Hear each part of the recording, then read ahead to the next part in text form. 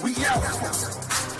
It's time to choose, it's either or. I'm talking either win or you lose, cause we out. And we came to win, and we ain't stopping till we get to the end. Baby, back to alpha. Like how could I lose my life for yours? Tell me which one would you choose? I walk in the room like I ain't got nothing to prove. One man, but I feel like I walk with a crew. Alpha. Head stand up like alpha. Alpha. Chief in the end, boy, I scalp ya. Alpha. GPS, I reroute ya. Alpha. Whew. Come and learn something. Or get burnt, watch how I earn something. Back to alpha.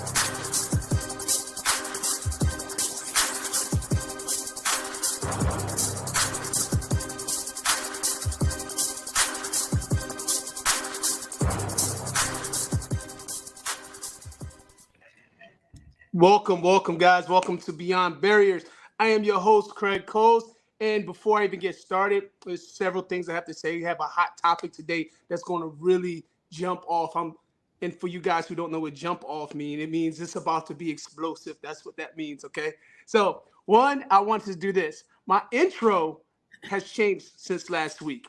And before I introduce our guest, I have to give my brother props for getting that over to me and doing such an awesome job on that intro. That's the first thing I want to start with. And then I want to tell you this. Welcome to Beyond Barriers. The goal of this show is to introduce you to people, ideas, and opportunities that will hopefully stimulate your growth and abundance, but also motivate you mentally and physically to step outside of your comfort zone and become limitless. Now, today is going to be a big one for me because I have the pleasure to bring on such a dear friend of mine.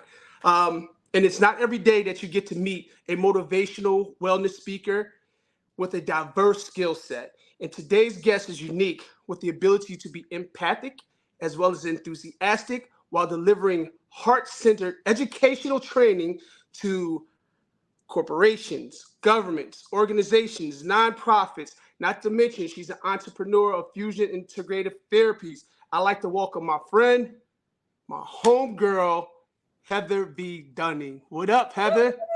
Hey, Greg. I love the intro, man. He did fantastic. Oh, thank you. Thank you, God, sister. it was so Thank good. you. I was jamming. Oh, man, I love it too. So today, I wanted to bring you on to this show today because Beyond Barriers is because you and I have countless conversations about thinking outside of the box, understanding what joy is, just living this life to its fucking max. And I love your attitude and the way you approach life. So it was so fitting that once I started this show, that I bring someone on such as yourself, because I know somewhere in this universe, we are from the same tribe. I know it for sure.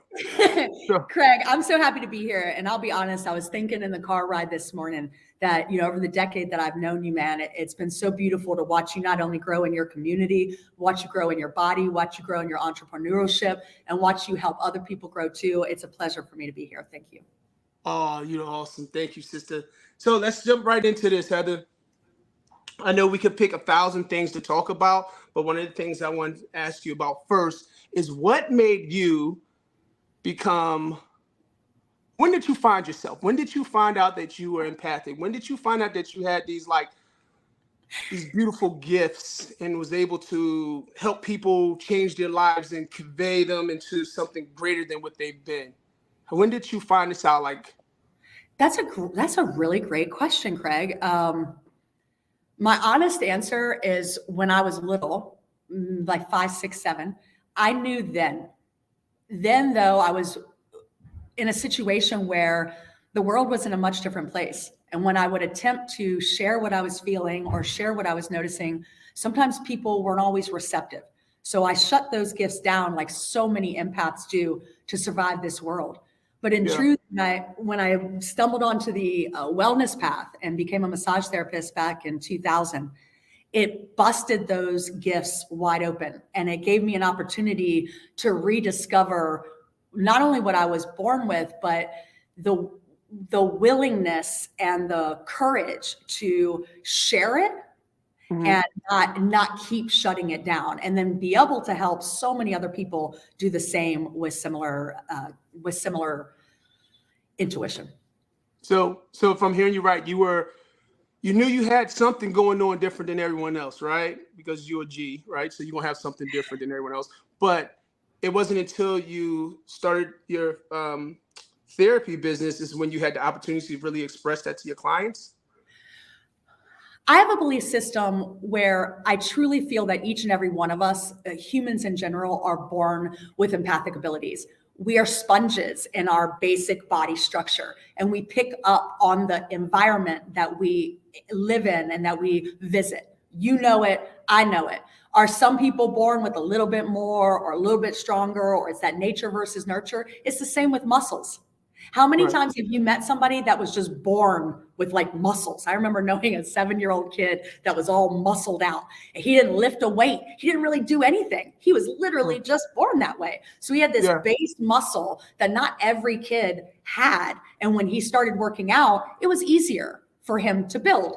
So is it easier for some to manage and migrate around it? Sure. But does everyone have it? Absolutely. And learning how to work with our own sensitivities in a world that is not always sensitive to the sensitivities is Wow. the gift that all of us need right now, mentally, physically, emotionally, energetically. So no, that's totally makes the most sense. If you don't, we all have a gift. We all built with this blueprint, and if we don't utilize or take advantage of our blueprint, then it kind of just fades away. But we all have it, is what you're saying, Absolutely. and you just learned how to just kind of put practice into it and just make it part of your everyday life. And isn't How does working it, out like that for you too? Like, isn't it a lifestyle for you, working your body out?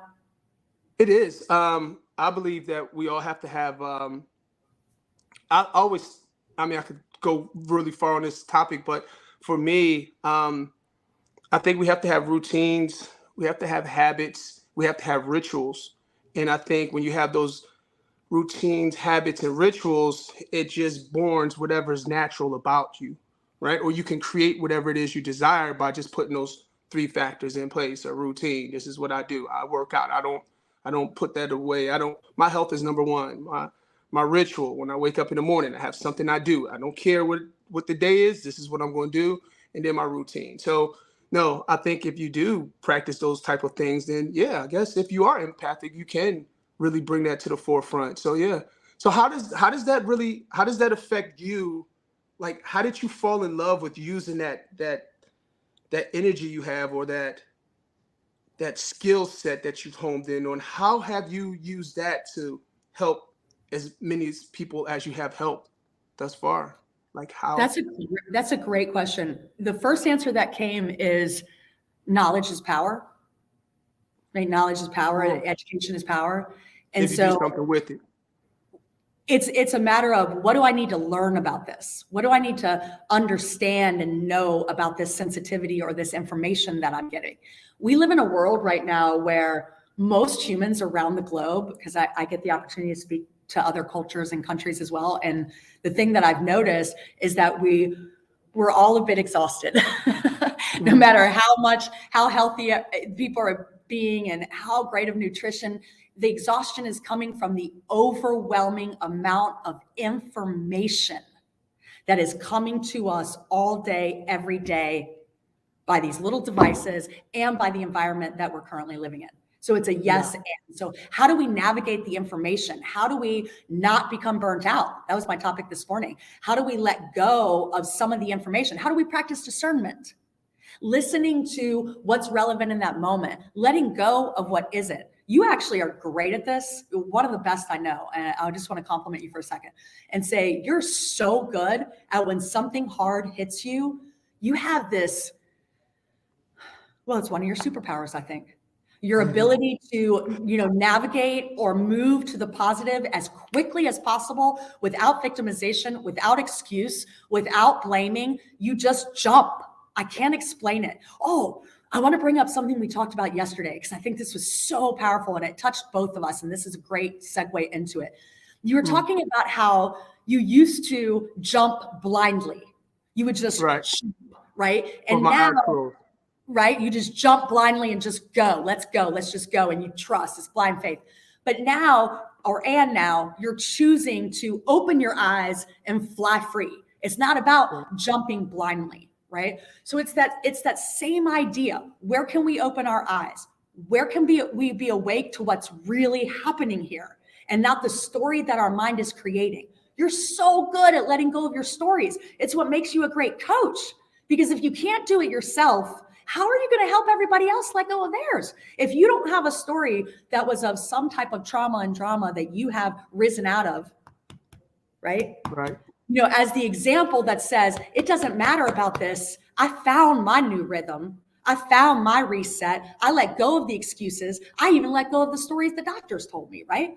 Like, you created your own reality and you help other people every single day do the same, physically, mentally, emotionally. And so do I. We just have different avenues. But if we're not practicing it, if we're not doing it ourselves, and it doesn't mean perfection, peeps.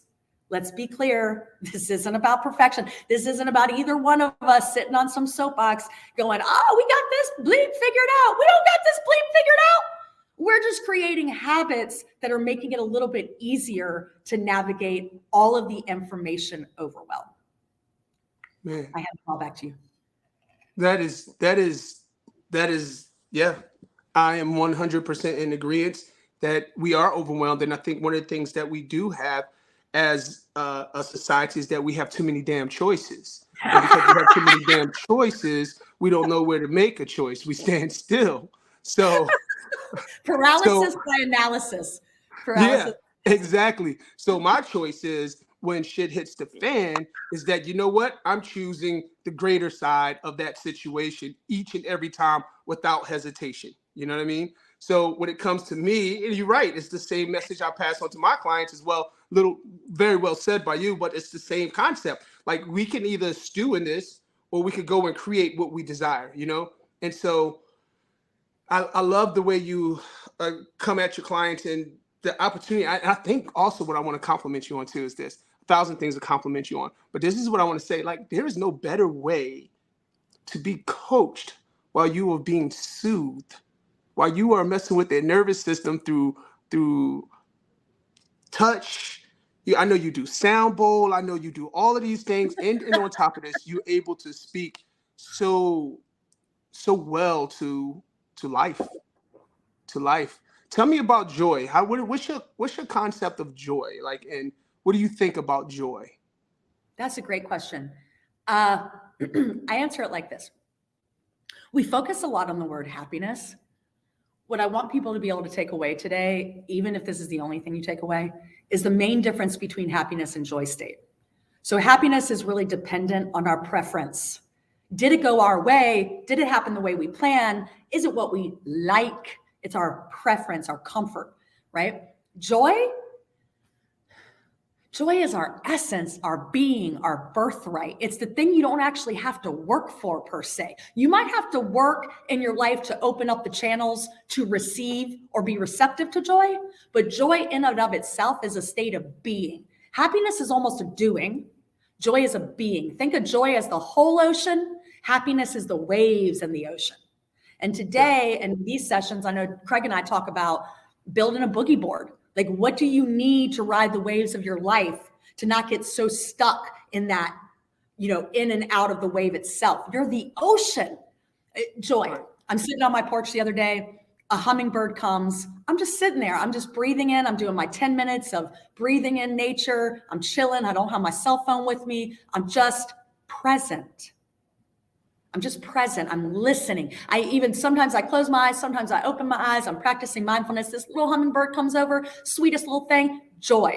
A hawk comes and flies from a tree right on my step, looks at me, flies back to his tree, continues to look at me, clearly tells me, I hear you, I see you, right? He wasn't hunting, or she or he wasn't hunting. They were connecting. But we're so busy that we miss these joy moments that we don't even have to work for. You don't have to work for joy. If you're working for joy, you're missing it. You're already missing it. You're wearing yourself out. It becomes elusive. It's allow it. Here's one tip. When I talk to people about joy, and I was noticing this even before COVID, Craig, but after COVID, sadly, joy has been a little elusive for people slightly. not everyone, but slightly. And some of you who are listening might even be sitting there going, what does bring me joy? Is it a hummingbird sitting from a flower? Is it a visit from a hawk? I don't know. If you don't know, give yourself permission again to dream, to discover, to open up your heart, to say, I'm willing to receive this, whatever it is. Maybe it's a hot cup of coffee on a tired day. Maybe it's your favorite coat when it's cold outside. Maybe it's sunshine on your face when you feel alone. Whatever it might be, make a list, a detailed joy list. I recommend 50 things on it. Most people can't come up with 5.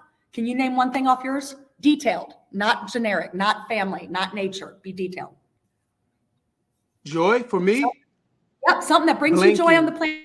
Blinking my eyes. Don't have to work for it, and you don't. Say it one more time. Blinking my eyes, hearing my breath, smelling, just being present, just being here, knowing that I am not here, just understanding that although I'm in this world, I'm not of this world, knowing that I am limitless, knowing that I am fearless, knowing that I fly with my eyes open. These are things that bring me joy. These are things that make me realize that everything that goes on in my life is only a thought, and it's only temporary. One of the greatest things that I've ever learned from my father was this, that this world that we live in is an illusion, and it's the most beautiful dream you can ever have. But you have to be willing to dream it. You know what I mean? And people aren't willing to dream it because they allow people to steal their dreams. So joy for me is just knowing the fact that I am because I am. That right there alone is my joy. It is because I am. I get it. Does the tree make noise when it falls? If I didn't witness it, it's not my concern. It's not. My concern is my health, my love, my just embracing of myself. So when you ask what brings me joy, I could go forever. But I 100% agree that people get away from joy. And, that whole theory of, stop and smell the roses, it never was more prominent until right now, until I heard you say what you said. I understand what it means when it says now, stop and smell the roses. I had theories, but now you made it really hit hard for me. So I will stop forever. I will lay down by them bitches and just smell them until I will lay down by them. If you ride by one day and you see me laying down by some roses, you know he's enjoying it. I'm laying down with you. What are we looking at? I want to say that was awesome. I want to say this to you. I have witnessed and heard, like not in person, but just witnessed from your speaking, how much you love your father. And I just want to say that I think actually knowing you well enough to know that one of the places you get joy is in your relationship with him. And I want to say again to the audience out there, everybody's got different parents and everybody has a different childhood. We all got little traumas, big, little, and everything in between. And it's okay. We see what you're packing, even if we don't see it. We see you and your human experience. In that same breath, it doesn't matter if you have a father like Craig's. What does matter is that you know who your person is, or you know who your people are, the ones that you do feel joy from, when you just get a text from them, when you have an intimate conversation with them, when you walk on the beach with them, whatever it might be, when you just sit thinking about their face. Every time he mentions his father's name, his whole entire body lights up like a Christmas tree just at the thought of that man. Who is that person for you? If you're having trouble figuring out your hummingbird from a flower or your hawk visit, who are your people that bring joy? What are your places on the planet that bring joy? The ocean is one for me. What's one for you, Craig? What's a place ocean. that you I love go? the water. I'm just coming back from Costa Rica. I can't wait to get back because the ocean life was so beautiful. It wasn't like a Virginia beach, just sand. It was like mountains and greenery, and it's just mind-boggling. So the water is just my thing. Water. And another thing that brings me joy, peace is I'm finding teaching myself to sit with myself, being okay with the bullshit that comes into my mind and allowing it to pass, and just to be able to defeat that. I shouldn't use the word defeat, but just to be able to recognize it and know that it's a part of a hardship of something that I'm trying to accomplish, that, controlling my thoughts, just to know that I'm going through that and knowing eventually I'm going to be freaking great at it brings me joy. It brings me joy. There's no rush to nothing now for me. And I'm appreciating and learning that more. So that's another thing that brings me joy. But yeah, definitely water is my thing. So when it comes to people making decisions on how to make changes for themselves, and I know, the hummingbird versus the hawk, but what advice could you share with someone who is looking to just like, I need to change my life, Heather. Shit has been crazy for me. It's hectic. I don't know what meditation is. I don't know what the universe is. I don't know if there's a God. I don't know if there is one. I have no idea. I just exist and I want fucking help. Like how would you help someone with that type of Making mindset? decisions. Thank you for that question. You said earlier that part of the overwhelm is having too many choices. So part of making decisions is stopping the spinning. Who out there feels like they're spinning? You guys know what I'm talking about, right? You just spinning. You're burning a lot of energy. You're even staying busy, but you might not actually be moving towards your compass line. You might not be aligned with your soul's purpose. You might just be spinning. The world is spinning, literally, like actually literally spinning. And then the people on it sometimes go into a spin. So 2 tips. I don't give advice because people don't take it. I share information. If it resonates, awesome. If it doesn't, drop it and keep freaking moving, because we understand you're getting too much information. So if this information resonates, awesome. Share it with loved ones. If it doesn't, keep moving. Your information's waiting for you out there, right? So 2 things. 1, mindfulness technique. This one's easy. It's a classic one. Most people know it by now, but if you guys don't, this is a beautiful place to start. Okay. Mindfulness. It's called the rule of 5. It's a simple one. 5 things you see, 4 things you hear, 3 things you smell or feel, 2 things you taste, 1 thing you smell, something like that. It doesn't have to be perfect. It can even be 5 things you taste, but it might be a little harder to do that. So You're getting in touch with your senses. You're allowing yourself to be present in each moment. Is it easier to do outside? For sure. You're going to be more stimulated. Can you do the mindfulness strategy inside in a building, in your car? 100%. What's the purpose? Stop the mental spinning. Bring yourself into this moment, not in the past of regret, not in the worry of the future and the anxiety that gets built, right here in this moment. People have asked me over the years, what's the difference between, excuse me, mindfulness and meditation? One of my favorite quotes that I found that I think explains it perfectly is mindfulness is a quality of life. Think about that. Mindfulness is a quality of life. Meditation is a practice that enhances that quality. I'll say it one more time. Mindfulness is the quality of life. Meditation is a practice that enhances that quality. Meditation does not have to be sitting in a room for 30 to 50, 40 minutes or 20 minutes with your eyes closed going. That's great if you can do that. But if you can't, it doesn't mean that you can't meditate. It just means that might not be the style for you. So the next time you're walking, the next time you're vacuuming, the next time you're washing dishes, dishing meditation is one of my absolute favorites. What does that look like? It's Craig, you remember the original movie Karate Kid, right? You remember wax on, wax off, paint the fence, wash the car. Right? And the guy was like, "You're not teaching me any karate." And Miyagi goes, "Wax on, paint the fence." Right? Yeah. We take our chores for granted, and we even allow ourselves to feel negative about them. Some people do. Some people even avoid their chores. But what if the daily activity of living your life became the meditation itself? Remember, mindfulness, study of life. So we step up. Seeing you got you're inhaling, exhaling with each dish. That's one simple strategy. Add in gratitude. What does that mean? I'm grateful for the water, the soap, the plate, the food, the farmers that got the food, the drivers that drove the food, the money that bought the food. That food did not show up on your plate magically. I wish it did. I'm ready for that. But it doesn't. It shows up with a whole system that got it to where we are. But we've become so accustomed to the pattern and habit of just doing it, we forgot about the steps that actually got us there. When you start adding gratitude into your dishwashing experience, by the time you're done, you not only are full from your food, your kitchen's clean, your vibration, joy and gratitude are already raised. Oh, real quick, I learned this when Randy had to go through his shoulder surgery, and he's kind of our professional dishwasher.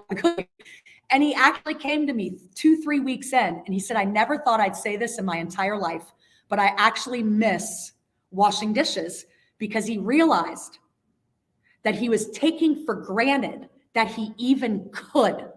When he was not capable of washing the dish, he was heartbroken. It all of a sudden didn't become a chore. It was now a limitation that he couldn't even involve himself in. Now he washes dishes like darn Snow White herself, whistling while he works. Okay, it's pretty amazing. and he doesn't even want anybody else to wash them. He's like, got it. back I up. got it. I got the dishes. I got it. He's inviting people over just to have more dishes. Mine is lawn mowing. Like, some people will come and go, oh, I'll mow your lawn. I'm like, no, you won't. Right? That's my moment to go be with my land and be with my trees and be in peace and find my breath and give gratitude for every stretch of grass that I hit, instead of seeing the chore. That is so awesome. You know, a lot of people get mixed up with meditation. I hear a lot of people using the word meditation constantly. Like, I'm going to meditate, as if it's something. One of the things that I really agree with, meditation is just a practice to get to a mindfulness, right? And so when being in meditation, a lot of people struggle with staying still. They haven't trained themselves to stop and stay still. And can you explain why you think that is? I know I have thousands of reasons why I know why people can't stay still. But what is your take on that? Not knowing how to stay still and just be. I had this beautiful sharing from an audience member today, and they were talking about what stands in the way of their sleep. And they were saying how, they use TV and various different things to distract themselves late at night. And I said, why? What is it? Not why. What is it you're getting from that? And they said, well, the distraction helps me to avoid the very thoughts that are stopping me from sleeping. So they become distracted just so they can rest, right? There's an addiction right now, and I say it with love and kindness, to busyness. There's an addiction to busyness. So in stillness, your stuff comes up. Your stuff comes up. You can't run. You can't hide. You can't distract. You have to sit in it. Craig told me years ago something that it maybe took me years to really come into, even though I tell people this. And I still needed to hear it many, many times from a dear friend to really begin to understand. He reminded me that sometimes we don't want to feel the grief. We don't want to feel the anger. So we run and we run and we run from it. But the truth is, the only way to go through it, to really get to the other side, is to freaking sit in it, man. To sit right down in it. And as uncomfortable it is, you will get to the other side much quicker. Studies show much quicker if you just sit, receive it, feel it, then release. But what we do is we start to feel it, the discomforts, all the things we don't want to see, and then we distract. And in that distraction, we stay busy. And in the silence, we get real clear. It's funny. And another great thing that my father had shared with me before, and yes, I do, just piggybacking off of what you said a little while ago about my dad is a monumental part of my life. And I really like that guy. He's a real G. He's taught me a lot about being a man, including mistakes and everything. So yeah, but one of the things he told me is that forgiveness. Yes. One of the things that I've always used as a something to stay mindful with is that you are perfection. And the only reason you believe that you aren't perfection is because you compare it to someone else. So therefore it taints your idea of yourself, your ideology of yourself. And if you could look at life like the sky is always blue. It's always perfect. Even though it may seem hazy, it's always perfect. And the clouds that's in the sky are nothing but thoughts, and everything passes. all clouds pass. But the problem is that we like to hold on to a cloud and run with it. And so therefore we use distractions to not think of how we anchor to that cloud. But if we just sit with ourselves for some time and allow that cloud to pass and be okay with what that cloud has brought upon you or what you have brought upon yourself within that cloud, that it will pass. Because there's one thing for sure that I can guarantee every listener this, is that everything passes. Everything. There's not nothing that doesn't, from your thoughts to your age, your height, your weight. Every is not nothing. There's nothing that's forever but you. So with that being said, every situation moves. So yeah, I'm with you on that, Heather. Look, I would love to talk more and stay on there. We're gonna have to do a part 2, Heather, because I'm just getting warmed up and I'm really loving your energy, your flow.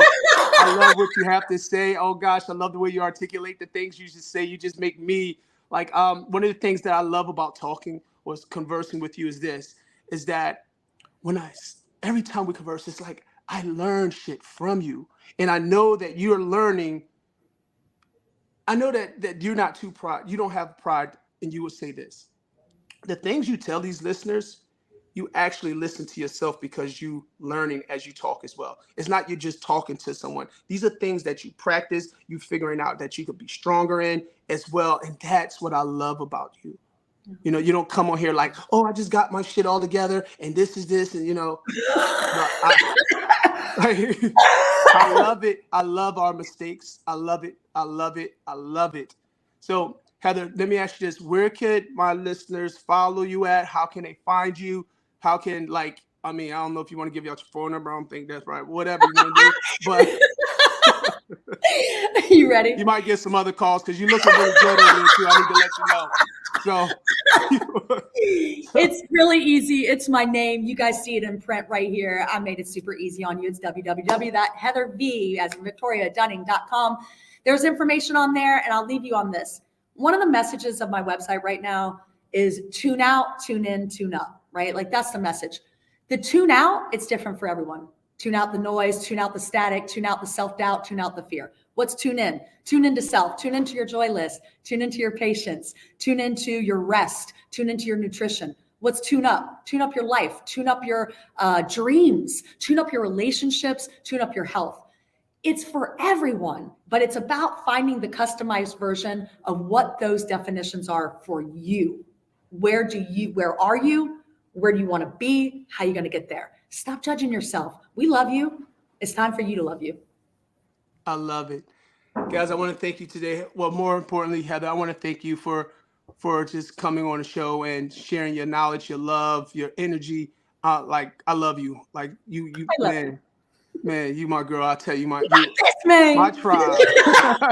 So that being said, guys, that's going to be the end of our show today. The show is powered by Back to Alpha, turning humans into phenomenal beings. If you're ready to take your life to another level, please, reach out to us, Back to Alpha. My IG is only one Craig Coles, or you can find me at www.backtoalpha.com. And please, guys, hit my girl Heather up. She will change your life as well.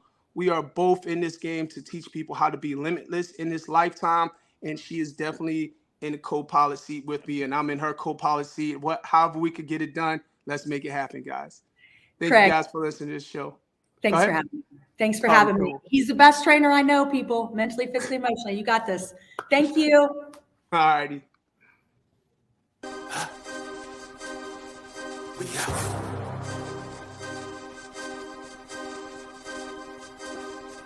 We out. It's time to choose. It's either or. I'm talking either win or you lose, cause we out. And we came to win, and we ain't stopping till we get to the end. Baby, back to Alpha. Like how could I lose my life for yours? Tell me which one would you choose? I walk in a room like I ain't got nothing to prove. One man, but I feel like I walk with a crew. I'm Alpha. Here stand up like Alpha. Alpha. Chief in the end, boy, I'll scalp ya. Alpha. GPS, I'll reroute ya. Alpha. Come and learn something. I'll get burnt, watch how I earn something. Back to Alpha.